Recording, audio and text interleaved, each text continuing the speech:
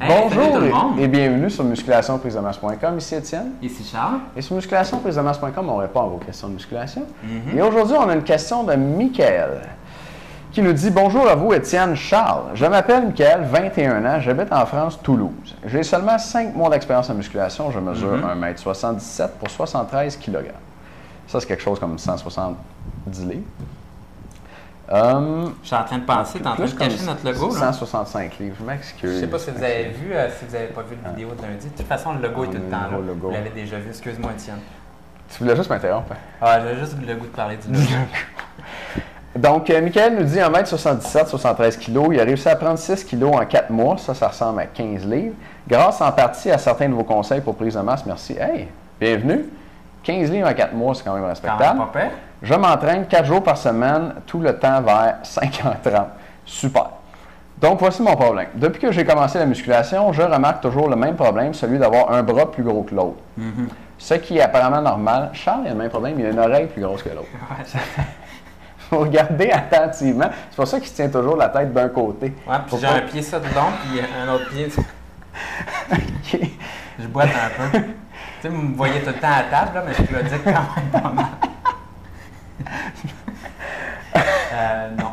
Bon, donc, depuis que j'ai commencé la musculation, je remarque toujours le même problème, celui d'avoir un bras plus gros que l'autre, ce qui est apparemment normal. Beaucoup de personnes ont ce problème, mais pour ma part, ça m'embête car même si mes amis ne le voient pas, moi, je le vois quand je me regarde dans le miroir, effectivement. Puis, pour faire une petite parenthèse rapidement, là, tout le monde a comme un bras, puis ça va être, c'est rattaché au reste du corps, une épaule, un pectoral ou le haut du dos, légèrement différent de l'autre côté. En général, si ton bras est plus gros, ton pectoral et ton épaule vont être un petit peu plus petits que ceux de l'autre côté. Puis de l'autre côté, ça va être pectoral, épaule gros, puis bras plus petit. Et puis, ça serait, en tout cas, je vais répondre tantôt pour la suite. Mais en tout cas, c'est normal. Puis, c'est vrai que c'est à peine perceptible. Je te comprends quand tu me dis que toi, tu le vois, mais tes amis ne le voient pas. Mais tu nous dis quand même que ça t'embête. C'est cool. En mesurant le tour de bras, il y a effectivement 1 cm de différence entre les deux bras. Très bien. Un autre problème que j'ai, c'est que pendant mes exercices biceps et triceps, je ressens toujours mon bras le plus fort et le plus gros travailler. Je veux dire par là que je ne sens pas les deux bras travailler l'un autant que l'autre.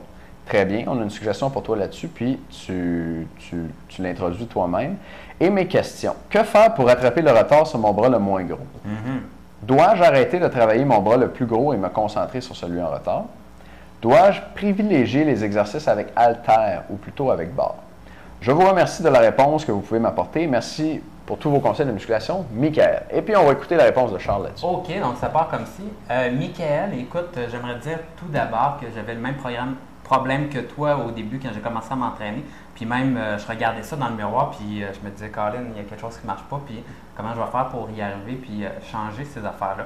Et j'ai essayé tout plein d'affaires qui étaient je mettais mes mains à une autre place, dans le fond. Je mettais plus de poids d'un bord. Donc, mes mains décalées sur la barre pour mes exercices, puis là, je me mettais à m'entraînement. Puis, j'ai essayé 2-3 affaires comme ça.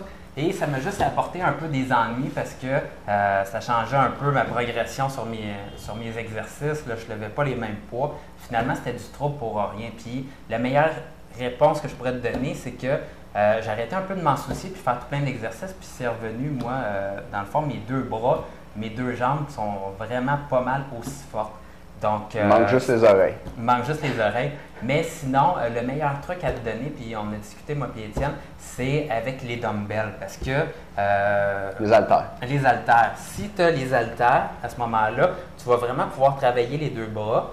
Et lorsque tu vas être fatigué, par exemple, tu arrives à ta 10e répétition, c'est ta dernière que tu es capable de lever, probablement qu'il y a un bras qui serait encore capable de faire une 11e répétition, mais ton bras qui a plus de difficulté va s'arrêter à 10. Donc, arrête à 10 et faisant pas plus du bras que tu as plus de faculté avec.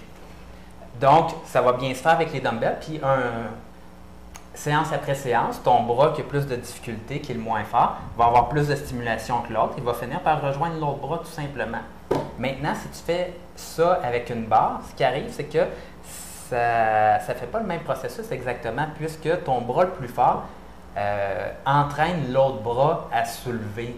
Donc, l'autre bras le bras le plus fort va pouvoir pousser un peu plus sur la barre que l'autre bras pour réussir à soulever la barre. Et là, ton déséquilibre va toujours un petit peu rester. Donc, le conseil, c'est de s'entraîner avec les haltères. Donc, des dumbbells en anglais. Tout à fait. Autant pour tes biceps que tes triceps, tous tes exercices avec haltères. Et puis, comme dit Charles, là, à moyen long terme, là, ça devrait ramener tes deux bras au même niveau. Si tu veux régler ça le plus rapidement possible, c'est vraiment pas obligatoire, mais tu pourrais faire comme un petit traitement à choc, je dirais d'à peu près 1 mois, où tu entraînes juste ton bras le plus faible. Puis pour 1 mois, là, ça ne causera pas de déséquilibre ou à moyen long terme. Ce n'est pas parce que tu arrêtes d'entraîner un bras pendant 1 mois que ton autre bras va devenir beaucoup plus fort. En fait, quand tu arrêtes de t'entraîner, ça prend à peu près 2 semaines pour que tu commences à te désentraîner. Donc, si tu cesses d'entraîner ton bras dominant pendant 1 mois, les 2 premières semaines, il récupère, il est content, puis les 2 semaines ensuite, il se désentraîne légèrement. Pendant ce temps-là, tu continues d'entraîner ton bras non dominant. Lui continue à progresser pendant ces 4 semaines-là et va donc rattraper un peu du retard qu'il y a sur ton bras dominant. Donc, tu peux faire ça pendant 1 mois. Je ne le ferai pas plus longtemps, par contre, parce que tu ne veux pas créer un déséquilibre à l'inverse. Et puis, après ce mois-là, tu continues à t'entraîner les 2 bras avec des haltères pour biceps et triceps. Comme disait Charles, tu arrêtes la série quand le bras le plus faible est fatigué et puis ça devrait régler ton problème. Donc, moi, j'utiliserais cette stratégie-là si vraiment tu es tanné et tu veux régler ça tout de suite. Mais sinon, notre autre conseil avec les haltères va faire le travail amplement et à toi de décider. Super. Michael, merci pour ta question. J'espère qu'on y a bien répondu. J'ai un petit quelque chose à vous montrer qui est sur la table. C'est une balance par bioimpédance. Donc, on en a parlé pas mal sur le site, entre autres dans notre vidéo des 10 erreurs de musculation. Une balance par bioimpédance, ça mesure votre pourcentage de gras à l'aide d'un faible courant électrique qu'on ne sent pas qui passe d'une jambe à l'autre. Donc, vous mettez vos pieds sur les électrodes ici.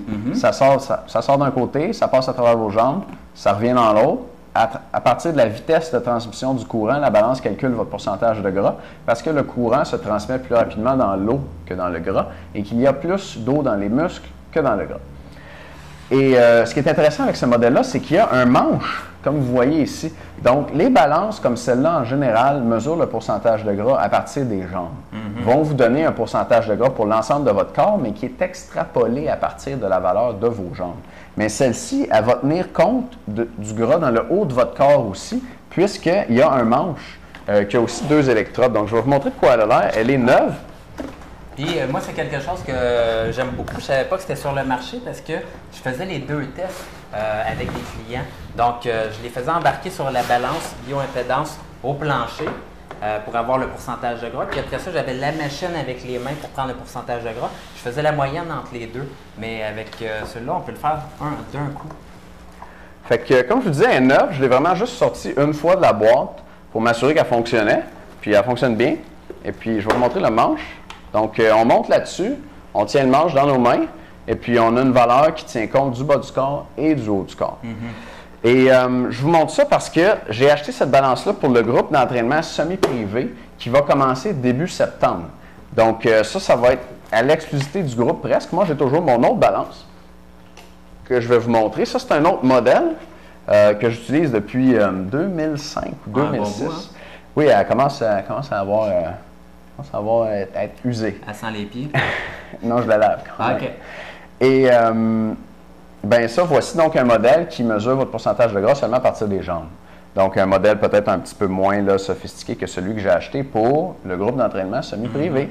Donc, vous pouvez vous procurer ça sur Amazon.ca. C'est là que j'ai acheté la mienne. Le modèle, celle-ci, c'est une Home Run et celle-ci, c'est une Taylor.